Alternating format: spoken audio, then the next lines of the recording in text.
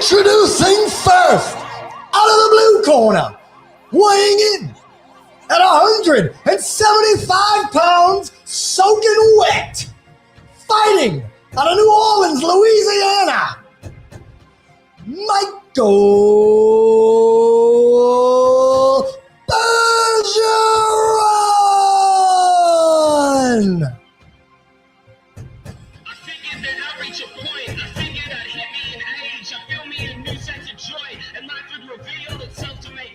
Change. I figured that I would be fine if I just kept my mind on the time. Sitting so young and in white. Look what you find. I'll always be stuck as this guy with depression and rage. Reflection is fate. The people are cool and the pieces are sorted. I'm keeping my secrets.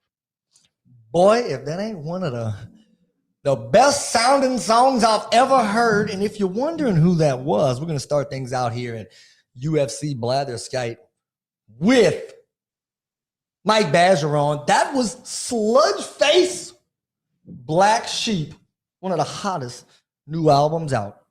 I Love You Regardless. And that's one of my guys right there. Go check them out. They got some great stuff, some great music. So let's just get ready, first and foremost, to talk about what was an amazing, it was a really, really good UFC 270. But first, let me talk about this. Listen to this. Woo-wee! That's real. That sounds good. You know, the metal even opens differently than the rest of the waters out there. Liquid Death Mountain drinking water from the Alps. Body stuff is good. You know, and it's not good for my drives home either. Going from New Orleans down to where I live. It's about a 45-minute drive. I drink maybe one too many of these while I'm out here, and I've got to pee, you know, and I don't want to stop anywhere. Anyways, definitely one of the best waters you got out there. Go order you some and get it delivered right to your doorstep. Put it in the fridge. Wait a few hours and drink it later. Also brought to you none other than, as you see the city behind me, or you might just be hearing this, I don't know. Who cares? Boot Crew Media, located in New Orleans, Louisiana. It's your one-stop shop, listen, etc. for, everything. This is the Boot Crew Media is the podcasts of all shapes and sizes. You can, if you have any kind of interests, just stop in and check out one of our podcasts. You like to fish? We got fishing podcasts. You like basketball? Don't look no further than Propels Talk themselves. Saints, all of it, all of the fixes. You watch The Bachelor, Batch and Boozy. You like to golf? We're on a golf podcast. We don't play around over here at Boot Crew Media. But anyways, let's get into what was the second UFC event, first pay-per-view of the year, and Ngannou gone in what was a great 270. And we're going to start from the bottom up of the main card.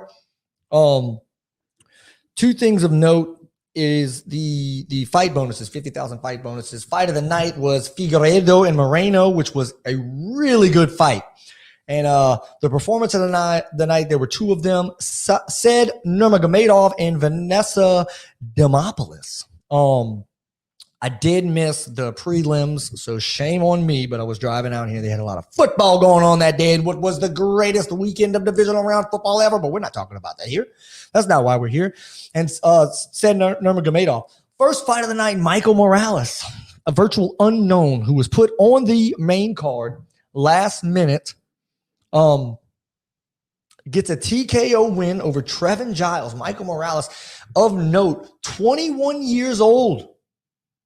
13-0 record. In his UFC debut, gets a first-round TKO in the welterweight division, and boy, was that impressive. Can you imagine you're about to fight on your first card of your UFC career? You get bumped up to the main card to lead it off, and you get the TKO in the first round? Keep an eye out for Michael Morales in the future. 13-0. He's also 10 of those 13 wins were by knockout or TKO. That's 77% of his fights. That's always good. He did come from Dana White's Contender Series. Whereas he fought all over the place before, but he's definitely earned his spot there and taking advantage of the opportunity when it's given to you. You know, it's one thing to come in your UFC debut and get a big win. It's another thing to come out in your UFC debut and get a TKO against Trevin Giles. See if I can get that up. It was a first round knockout in 4 minutes and 6 seconds into the first round against Trevin Giles, who has a 14-4 record. He was 14-3 coming into that fight. He does have back-to-back losses, and that was his welterweight debut. But guess what? Welterweight debut better not happen against Michael Morales. I can tell you that. But keep an eye out. When Michael Morales fights next, be sure that I'm gonna be watching that fight. Got the attention of me, and you know what that says? Not a whole lot, but I enjoyed it, and I'm sure everybody else did too. Second fight was Said Nurmagomedov versus Cody Stamann. And 47 seconds it took Nurmagomedov. Stamann's a pretty explosive fighter himself. Nurmagomedov was coming in with high kicks, spinning back fists, spinning back elbows, spinning back kicks, front kicks. I can't tell you what he threw in 47 seconds. Significant strikes left and right. I mean, put the pressure on Stamann immediately. And he's threw some of those backing up and still finished him in 47 seconds by a guillotine choke. And he rightfully deserved performance of the night. I mean, hands down, deserved that. And it just blows my mind that in the bantamweight division, that Nurmagomedov, with a 15-2 record, who's won his last 2 fights, and he's won, 9 of his last 10 fights, is still, and the new rankings are out, that he's still not in the top 15 of the welterweight division, right? Did I say welterweight? Hold on now. Nope. I have horrible memory. That would be the bantamweight division. But that being said, bantamweight, he's not in the top 15. Yet you've got Rafael Assunção. Time to butcher names, people. Time to butcher names. Who's coming off of 2 knockout losses. And not that he doesn't deserve to be in the top 15, but Nurmagomedov absolutely does. And if Sean O'Malley is going to keep fighting guys not ranked in the top 15, give Sean O'Malley Nurmagomedov on the next one, and everybody in the mile is going to buy that fight. Are you kidding me right now? It's going to be insane. Boy, that water's good. Moving on. Michael Pereira versus Andre Fiojo. I had Fiojo in that fight. Maybe I did. I think I picked Pereira, actually. Fiojo that was a unanimous decision, 29-28 across the board. Let's see. Michael Pereira. I think he got an invite to Figueiredo's camp recently, if I'm not mistaken. But he gets a big win, 27-11 now. He's won his last 4 fights. So keep an eye out for Pereira to sneak into that top 15 with another win. And then we move on to what was the fight of the night. Figueiredo, Brandon Moreno, 3. It lived up to everything we thought it was going to be. The decision, another decision. This one was unanimous, 48-47s across the board for Figueiredo. And I think Moreno had those first 2 rounds. I thought it was kind of up in the air. Initially, I had the understanding, not the understanding. I had the thought that Moreno probably did enough to defend the title, but it could go either way. I was okay with it either way. And Figueiredo really did take over as the fight got on. I mean, dude, they stood up, they boxed it out. There were many takedown attempts. It was a really good, entertaining fight to watch. And Figueiredo ended up overlasting him in those last 3 rounds, took over those last 3 rounds, and I can see that completely. 48-47 Figueiredo. Good for them. I think we'll definitely see a 4th fight down the road. Unfortunately, they can't do that again back to back. But we'll definitely see there. I think Moreno's not going anywhere. Let Figueiredo defend that thing. Let Moreno beat whoever's next after him. And on the horizon, you look at the flyweight division with those 2. You've got Askarov and Alexandre Pantoja. And I've said this. I said this in episode 1 of UFC Blatherskite. I'm going to say it again. Keep an eye out for Kai Kara France, who has been quickly climbing up the boards. And I look forward to his next fight. You let Fiojo defend the belt, Moreno win. Give us another one right there. Because, I mean, that's 3 amazing fights there for those guys. Did they all get fight of the night? I think all 3 of those fights.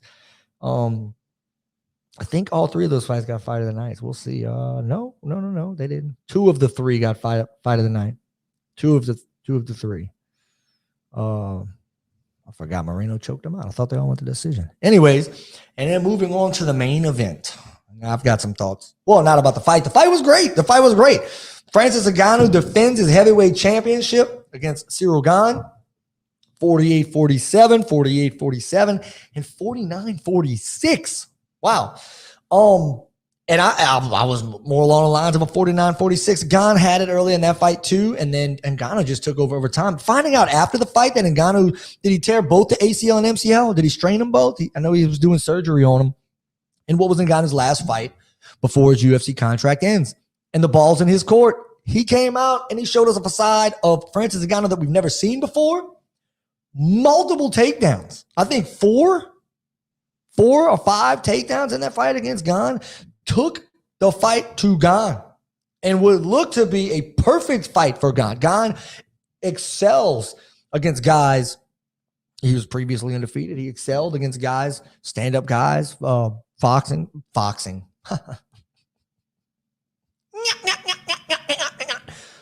Boxing fighters, guys that are throwing hands, he excels in it, man. He can take them down.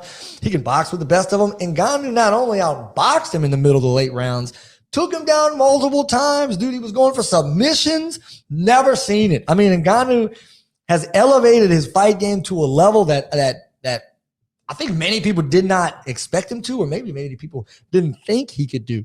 The caveat to that is he said he's not fighting for $500,000 anymore.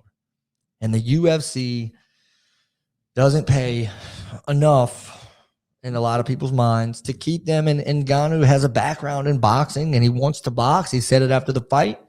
He might take the one with Fury, which I'll say this. This is purely my opinion. I would much rather watch Francis Ngannou finish and fight his entire career in the UFC, okay? I don't watch a whole lot of boxing.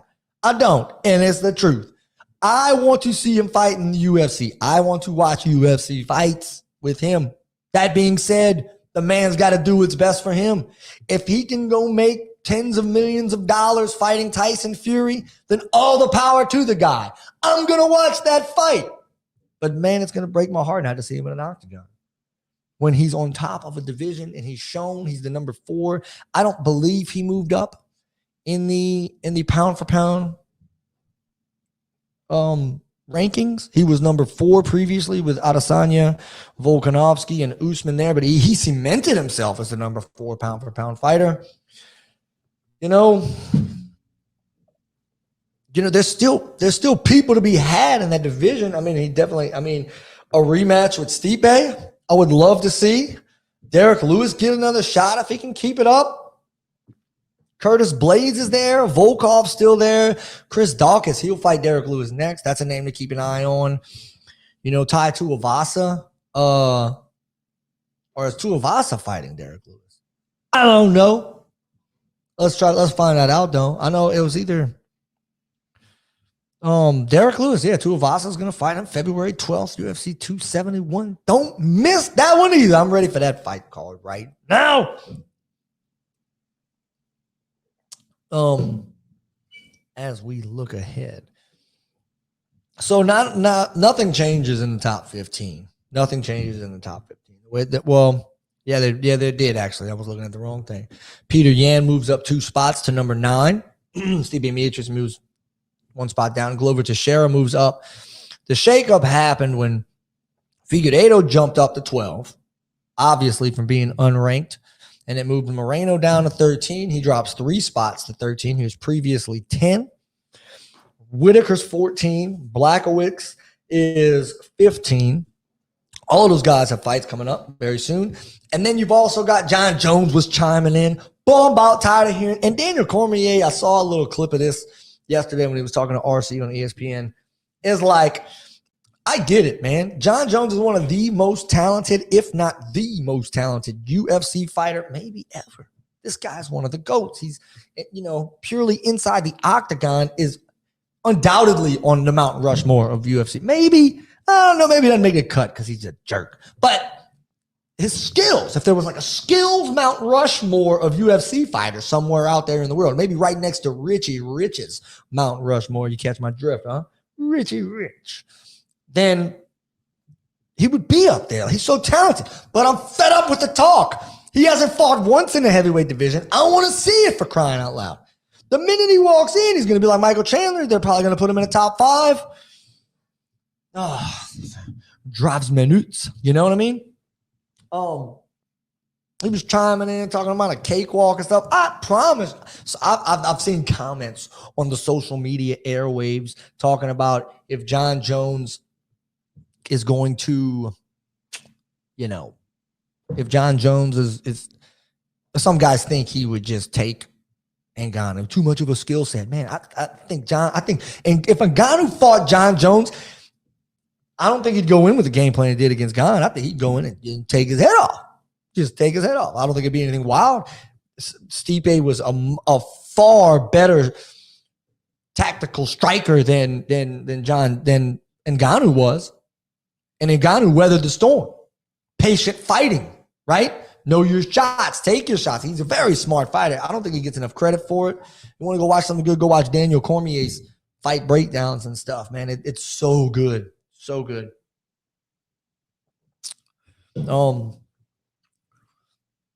Let's see. Not much else was changed outside of there. There is one note here, and I briefly talked about it last time. Peter Yan did move up 2 spots. Peter Yan is 2 spots there. And he's the interim champ. And Aljamain Sterling's still sitting there, not in the top 15. It just goes to the point last time about it. And then as we look forward, like, what does that mean for the fights moving forward? There's no fight this weekend. There's no fight. The next fight card is UFC Fight Night. Hermansen versus Strickland, February 5th at the UFC Apex. If this thing would ever work, then we can figure out who's fighting. Hermansen and Strickland are there from the middleweight. They don't even have this card all the way filled out in this thing. That's a middleweight fight, and it's a very important one. Hermansen's number 6, I believe. Strickland's number 7. Oh man, you got to be kidding me right now. Hermansen's number 6, Strickland's number 7 in the middleweights. Is that correct? It is. You got to be kidding me. Oh my gosh. We're going to have to edit that out.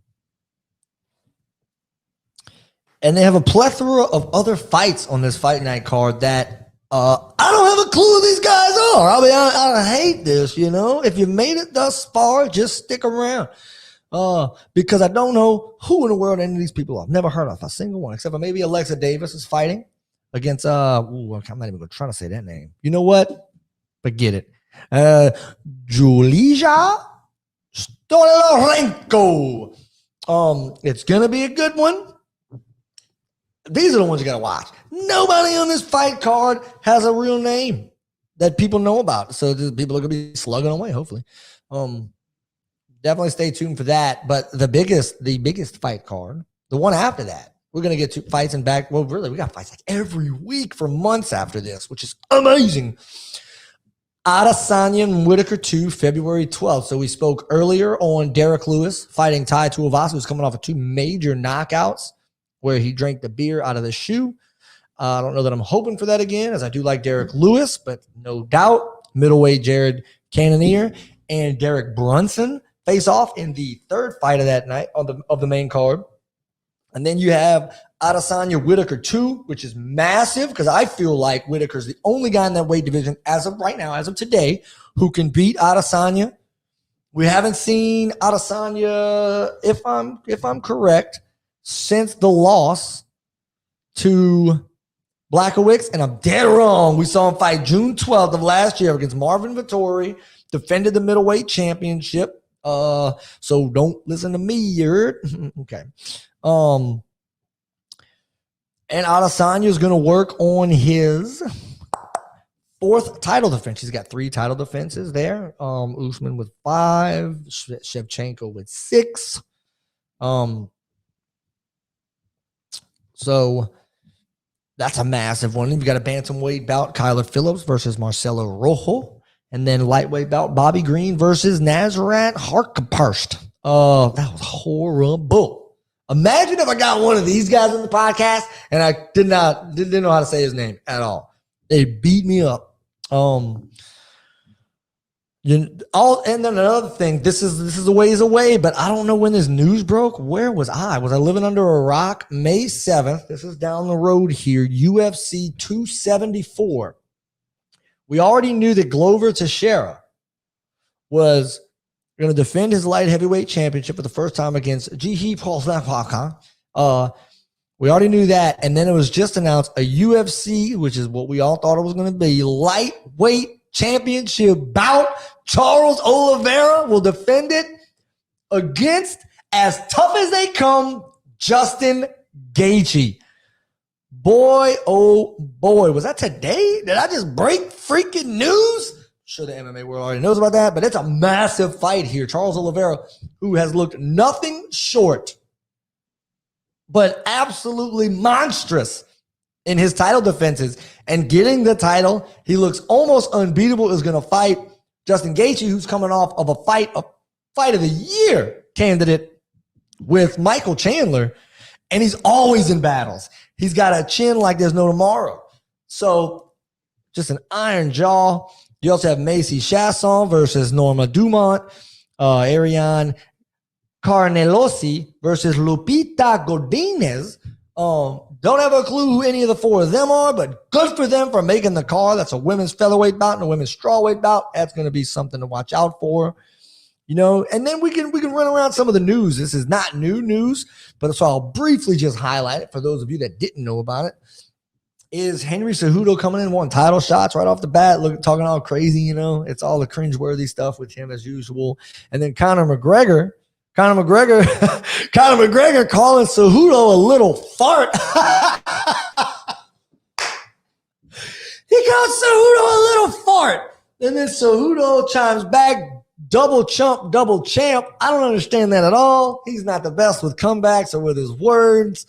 But then Cejudo also says, what do you know about farting? You always run out of gas. It's like, that's the best you could come up with. But in his mind, he really thought he jabbed him there. Just get Cejudo back in the UFC so we can see some of these cringeworthy post-fight interviews. Because he really was. I mean, at the end of his run before his retirement, he was becoming very dominant. But he retired before he could defend the belts a long time. And same for McGregor. He got to a point where he was so big and he was bigger than the sport that he was going to do other things. At the top of his game, he didn't defend any titles and he went box, which is good for him. But let's get him back in the ring. Let these 2 guys fight it off. I don't need, like, who cares? Who cares? It's just, it's incredible to watch for Cejudo and him go at it. So, in the title shot for that belt for he wanted Volkanovski's belt, was what Cejudo wanted. Dana White said, you don't just get to retire for 2 years and come back and get a title shot immediately, to which part Cejudo said GSP did years ago. You let him walk. Cejudo claims that he would fight and stay in and defend the belt, but he didn't do that before. He got 2 belts and he left. But Volkanovski will defend his title against the Korean zombie, Chan Sung Jung, and that's going to be a good one too. I'm very excited about that. Volkanovski's looked really good in his last few fights and defending his belt as well. So the big news, Ngannou faces a 9-month recovery for his knee surgery. We've already talked about Charles Oliveira, Justin Gaethje, going to clash for that title May 7th. Kamaru Usman, oh my gosh. Kamaru Usman is considered moving up 2 weight divisions for the light heavyweight title of Glover Teixeira's skipping Israel Adesanya. I don't understand the logic in that. I mean, good for him if he could do something like that. Jumping up to the weight division is a lot. Not many people do that. I don't know why you jump right over Adesanya. Adesanya is a higher pound-for-pound fighter than Glover Teixeira, right? That would be the bigger fight. Don't go up to light heavyweight. Go to freaking welterweight. Or middleweight, I mean. Go to middleweight and fight Adesanya. Adesanya, Kamaru Usman, are they friends? Is that why they're not doing this? I don't care. I want to see him fight. Who cares? I'd for sure fight my friend for a title. Are you kidding me? Which friend that is? Stay tuned for episode 3. I'll let you know. And then if there's any other news, I mean, Figueiredo says that my next title defense will be against whoever sells more. Yeah, I mean, that's a good point. I do think that if these guys do fight off for a 4th straight fight, that not straight, but if they do have a rematch for the 4th time, they've got to be the main event. These guys are giving us fight of the nights, fight of the years. I mean, really good chess matches with these two. They deserve to be main eventers, for crying out loud, not the co-main event. I understand they were behind Ngannou, but they can move some things around. We got pay-per-views with well, they all have titles on the line, but we got pay-per-views that are lackluster due to people falling out, dropping out, injuries, replacements, anything, man, where titles are not on the line because they miss weight and things of that nature. Figueiredo definitely deserves to be on the main card. 100% deserves to be on the main card. And then there's TJ Dillashaw, who recently had an interview with ESPN where he gave an update on his recovery. They said it's going to be in about 6 months.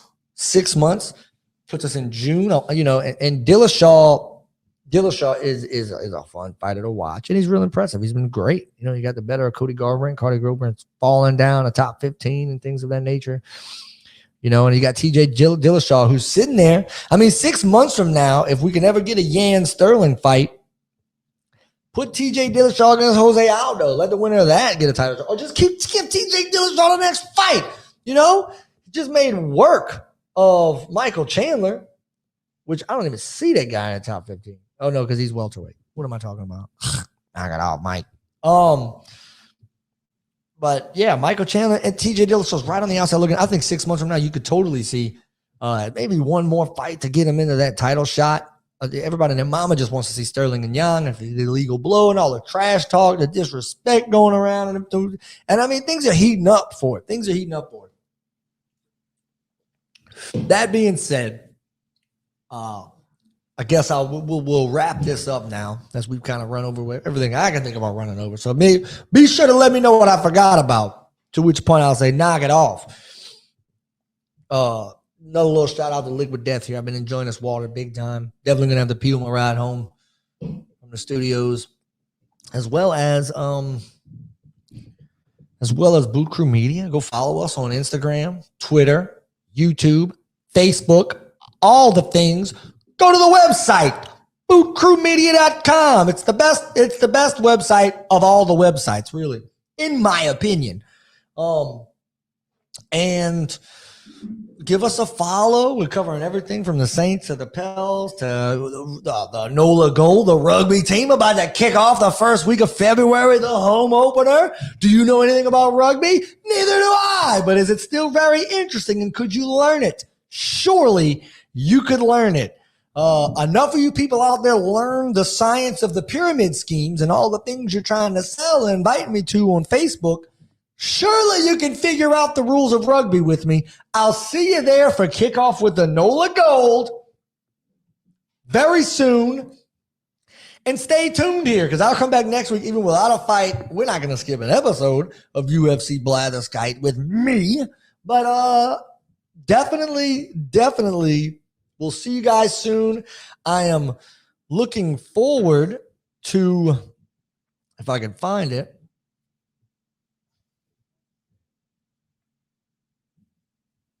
oh my gosh. I'm looking forward to the UFC fight night on February 5th. And for sure, UFC 271 Adesanya Whitaker 2. Those are going to be amazing.